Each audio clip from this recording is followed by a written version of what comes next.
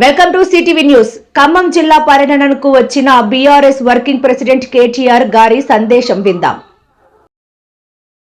వచ్చేసరికి 88 సీట్లు మనం 25 సీట్లు ఎక్కువ గెలుచుకునే విధంగా ప్రజలు ఆశీర్వదించడం జరిగింది.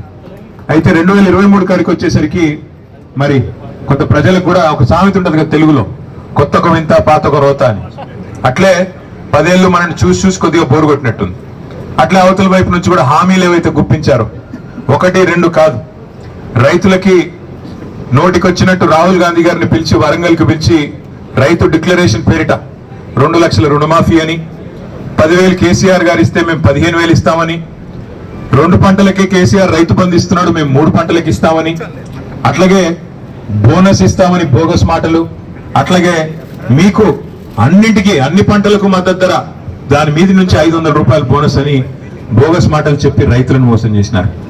అట్లాగే మా తమ్ముళ్ళు మా చెల్లెళ్ళు ఎవరైతే యువత ఉంటారో వాళ్ళకు కూడా కేసీఆర్ ఉద్యోగం ఊడగొట్టండి, కేటీఆర్ ఉద్యోగం 2 ఉద్యోగాలు ఊడగొడితే మీకు 2 లక్షల ఉద్యోగాలు ఇస్తానని రాహుల్ గాంధీ గారు వచ్చి నమ్మబలికి ప్రియాంక గాంధీ గారిని కూడా పిలిచి యూత్ డిక్లరేషన్ అని చెప్పి వారి ద్వారా చెప్పించి స్కూటీలు ఇస్తామని, 2 లక్షల ఉద్యోగాలు ఇస్తామని, నిరుద్యోగ భృతి నెలకు 4,000 ఇస్తామని ఇట్లా అడ్డగోలు హామీలు ఇస్తే కొంత మా తమ్ముళ్ళు చెల్లెళ్ళు కూడా వాళ్ళు కూడా నమ్మినారు.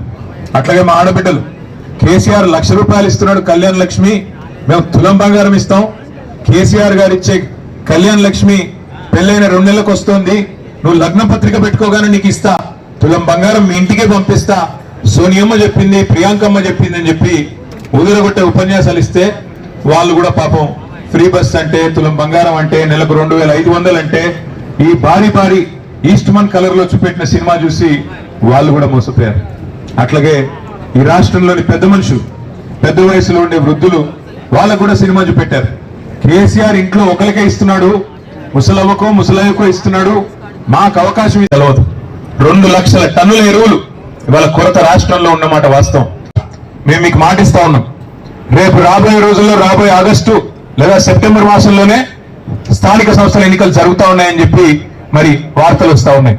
మీ అందరికీ ఇక్కడికి వచ్చిన మా సోదరులందరికీ మీకు మాటిచ్చేది ఒకటే, మీరు మా కోసం శాసనసభ ఎన్నికల్లో పార్లమెంట్ ఎన్నికల్లో ఈ వేదిక మీద కూర్చున్న వాళ్ళ కోసం మీరు